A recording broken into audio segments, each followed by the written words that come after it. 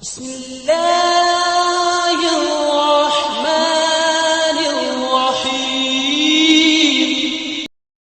ناظرین کیسے ہیں آپ سب؟ امید آپ سب خیریت سے ہوں گے۔ آج ہم پڑھیں گے سورہ بقرہ کی تفسیر کا 34واں رکوع۔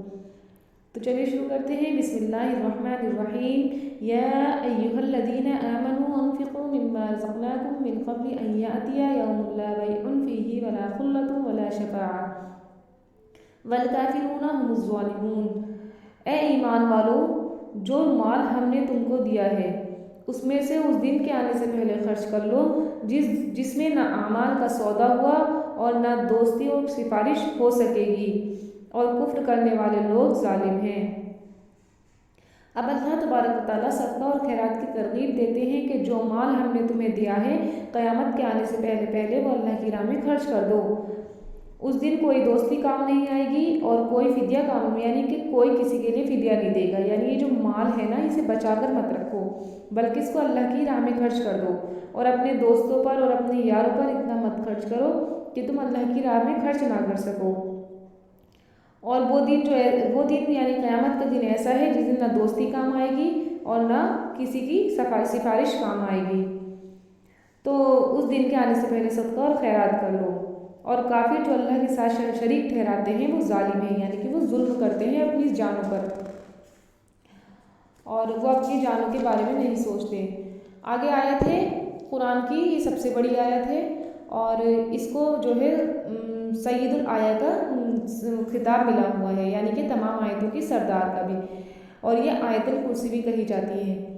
تو یہ والی آیت جو ہے یہ ہے اللہ لا الہ الا هو الحی القیوم لا تأخذہ سنۃ ولا نوم۔ خدا وہ معبود برحق ہے کہ اس کے سوا کوئی عبادت کے لائق نہیں، زندہ ہمیشہ رہنے والا ہے، اسے نہ اونگ آتی ہے نہ نیند آتی ہے۔ لہ ما فی السماوات و ما فی الارض، جو کچھ آسمانوں میں اور جو کچھ زمینوں میں ہے سب اسی کا ہے۔ من ذا الذی یشفع عندہ الا باذنہ، کون ہے کہ اس کی اجازت کے بغیر اس سے کسی کی سفارش کر سکے۔ یعلم ما بین ایدیہم وما خلفہم، اور جو کچھ لوگوں کے سامنے ہو رہا ہے اور جو کچھ ان کے پیچھے ہو چکا ہے اسے سب معلوم ہے۔ ولا یحیطون بشیء من علمہ الا بما شاء، اور اسے سب معلوم ہے اور وہ اس کی معلومات میں سے کسی چیز پر دسترس حاصل نہیں کر سکتے، یعنی کہ کسی چیز کو نہیں معلوم کر سکتے مگر جتنا وہ چاہے۔ وسع کرسیہ السماوات والارض، اس کی بادشاہی آسمان اور زمین سب پر حاوی ہے۔ ولا یؤودہ حفظہما وہو العلی العظیم، اور اسے ان کی حفاظت کچھ بھی دشوار نہیں، اور وہ بڑا عالی مرتبہ اور جلیل القدر ہے۔ لا اکراہ فی الدین، پہلے آیت الکرسی کی تفسیر کر لیتے ہیں۔ اس کی تفسیر میں یہ ہے کہ اللہ تعالیٰ اس میں اپنی تعریف اور توصیف بیان فرماتے ہیں کہ وہ ایسا ہے کہ جس کو کبھی موت نہیں، سارے جہان کا سنبھالنے والا ہے، جس کی کوئی ابتدا نہیں، نہ اسے اونگ آتی ہے نہ ہی نیند آتی ہے۔ تمام فرشتے اور سب مخلوقات اسی کی ملکیت میں ہیں۔ تمام آسمان زمین والوں میں سے قیامت کے دن اسی کی اجازت سے کوئی سفارش کر سکتا ہے۔ امور آخرت میں سے جو چیزیں فرشتوں کے سامنے ہیں اور امور دنیا میں وہ سب کچھ جانتا ہے۔ ان چیزوں کے علاوہ جن کو اللہ تعالیٰ نے فرشتوں کو جو اطلاع دے دی ہے اس کے علاوہ وہ کچھ نہیں معلوم کر سکتے، یعنی جتنی اطلاع اللہ تعالیٰ فرشتوں کو دے دیتا ہے بس اتنی ہی انہیں معلومات ہوتی ہے، لیکن اللہ تعالیٰ کو سب کچھ معلوم ہے۔ فرشتے دنیا اور آخرت کے کاموں میں سے کسی چیز کو نہیں جانتے۔ اس کی کرسی تمام آسمان اور زمینوں سے زیادہ وسیع ہے۔ بغیر فرشتوں کے اللہ تعالیٰ عرش اور کرسی اور تمام اور آسمان اور زمین کی حفاظت اللہ کو کوئی مشکل نہیں، اور وہ ہر چیز سے زیادہ عالیشان اور صاحب عظمت ہے۔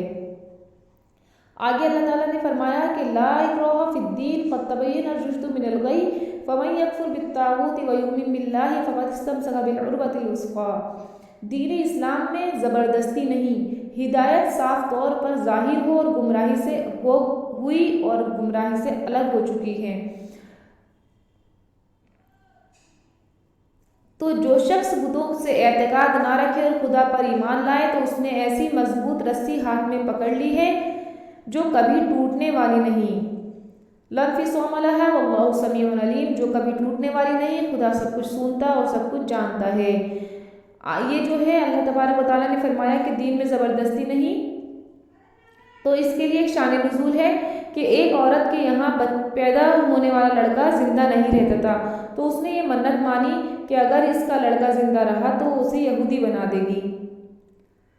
تو جب یہودیوں کا قبیلہ بنو نذیر جلا وطن کیا گیا تو وہ بچہ بھی انصار کی اولاد میں ان کے ساتھ جا رہا تھا۔ انصار بولے کہ ہم اپنی اولاد کو نہیں چھوڑیں گے، یعنی یہودیوں کے ساتھ جانے نہیں دیں گے، بلکہ اس کو اپنی ہی جماعت میں شامل کریں گے، یعنی مسلمان کریں گے۔ تو اس میں یہ والی آیت نازل ہوئی کہ دین میں کوئی زبردستی نہیں، بلکہ جو اپنی خوشی سے اسلام لانا چاہے وہی اسلام لا سکتا ہے، لیکن زبردستی کسی کو اسلام لانے کے لیے ہم نہیں مجبور کر سکتے۔ آگے والی آیت ہے تو اللہ تعالیٰ نے یہ والی آیت نازل فرمائی۔ آگے والی آیت ہے کہ اللہ ولی الذین آمنوا یخرجہم من الظلمات الی النور، کہ جو لوگ اللہ ولی الذین آمنوا، یعنی کہ جو لوگ ایمان لائے ان کا دوست خدا ہے اور وہ انہیں اندھیرے سے نکال کر روشنی کی طرف لے جاتا ہے۔ والذین کفروا اولیاؤہم الطاغوت یخرجونہم من النور الی الظلمات، اور جو کافر ہیں ان کے دوست شیطان ہیں کہ ان کو روشنی سے نکال کر اندھیرے میں لے جاتے ہیں۔ اولئک اصحاب النار هم فیہا خالدون، وہی دوزخ والے ہیں، اہل دوزخ ہیں، وہ اس میں ہمیشہ رہیں گے۔ تو یہ اللہ تعالیٰ جو فرما رہا ہے کہ جو اللہ کے دوست ہیں، تو یہ ایک جماعت حضرت عیسیٰ علیہ السلام پر ایمان لائی تھی اور ایک جماعت نے ان کا انکار کر دیا تھا۔ تو جب نبی کریم صلی اللہ علیہ وسلم مبعوث ہوئے تو جن لوگوں نے حضرت عیسیٰ کا انکار کر دیا تھا وہ آپ پر ایمان لے آئے، اور جو حضرت عیسیٰ پر ایمان لائے تھے انہوں نے آپ کا انکار کر دیا۔ ایسے ہی لوگوں کے بارے میں اللہ تبارک و تعالیٰ نے یہ والی آیت نازل فرمائی کہ جو آپ پر ایمان نہیں لائے تو انہوں نے اپنا دوست شیطان کو بنا لیا اور وہ اسے اندھیرے میں لے جا رہے ہیں اور روشنی میں سے نکال کر، اور جو ایمان لے آئے وہ اللہ کے دوست ہیں، وہ اللہ تعالیٰ انہیں نور کی طرف لے کر جائے گا اندھیرے میں سے نکال کر، اور جو اندھیرے میں ہوں گے وہ آگ میں رہیں گے، یعنی کہ جہنم میں رہیں گے، اور وہ اس میں ہمیشہ ہمیشہ رہیں گے۔